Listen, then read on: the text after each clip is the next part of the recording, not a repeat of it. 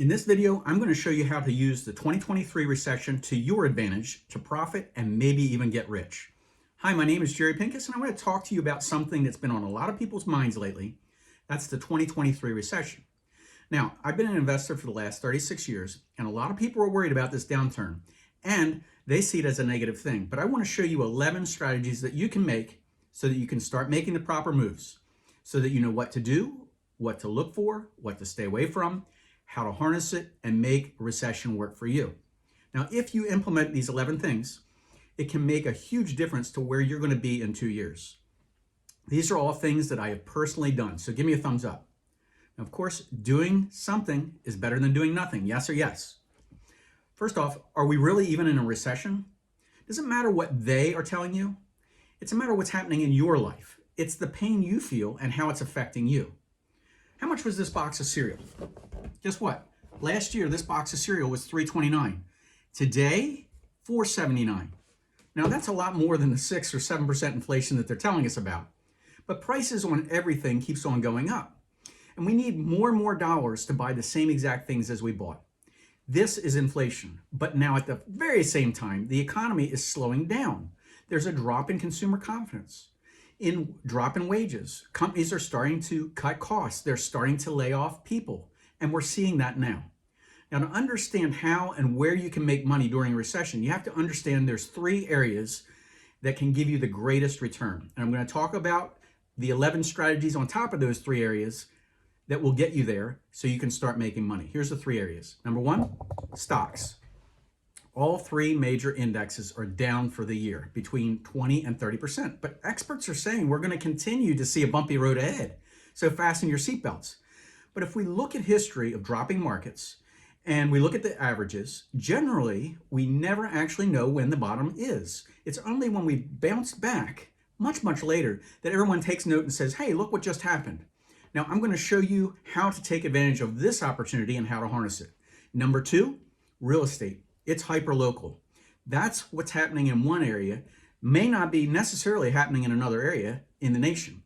So prices in some towns on the West Coast have already started to drop more than 10%. And the most vulnerable markets nationally could see up to a 25% decline.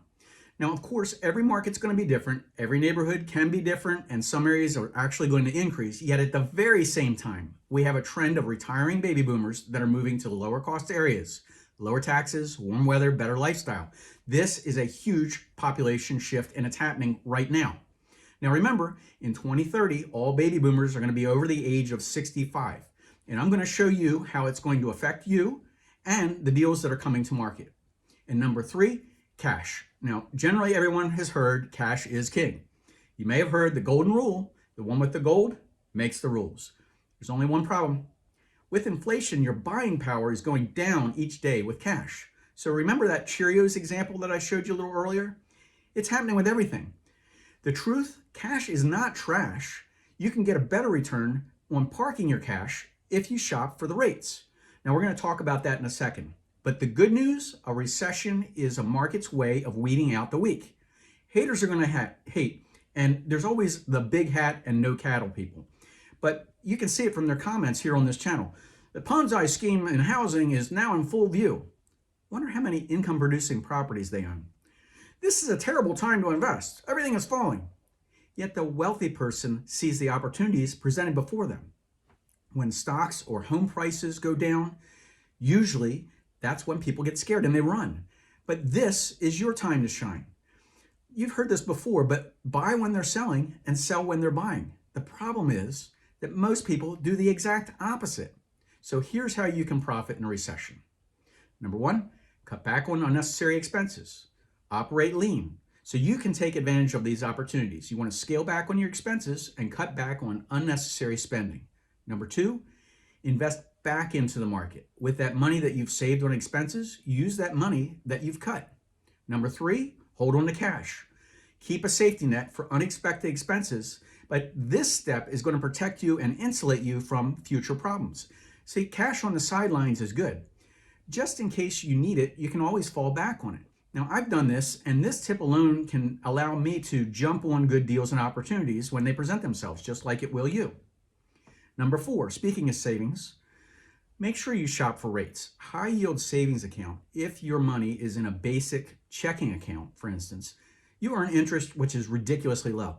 But when you compare money market rates and even online banks, you can find rates that will pay you much better. Now, you just want to make sure that you're weighing the pros and the cons. You want to compare the CD certificate of deposit, or the ones that lock you into a higher return, but it's locked in for an amount of time, versus the money in a money market account where you can access your money quickly.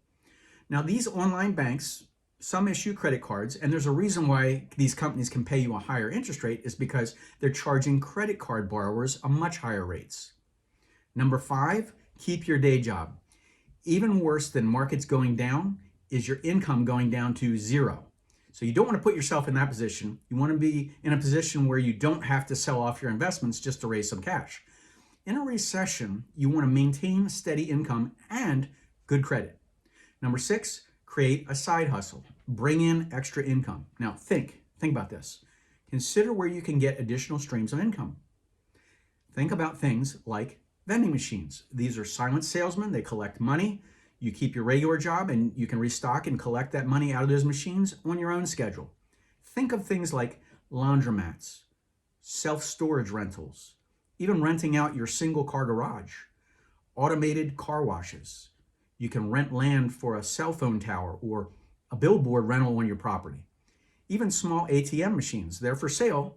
And I actually know someone who brings in an extra $1,500 a month on his ATM machine. But these are all very interesting business models and can potentially be very lucrative. Number 7, real estate investments. One of my favorite things for producing income is rental properties. They work for you while you sleep. You see, a rental property investment can be the compound effect of a one-time investment that pays you monthly dividends. It gives you fantastic tax breaks. It gives you passive income, which is taxed at a lower rate than your earned income. And this is why, one reason, self-made millionaires have either made their money or maintained their wealth through real estate. Now, the haters are going to hate. I've seen comments like, how's that eviction moratorium working out for you? Now, short-term vacation rentals don't have moratoriums. I'm not talking about an Airbnb. I'm talking about real properties. People always will pay a premium for the best views and the best amenities.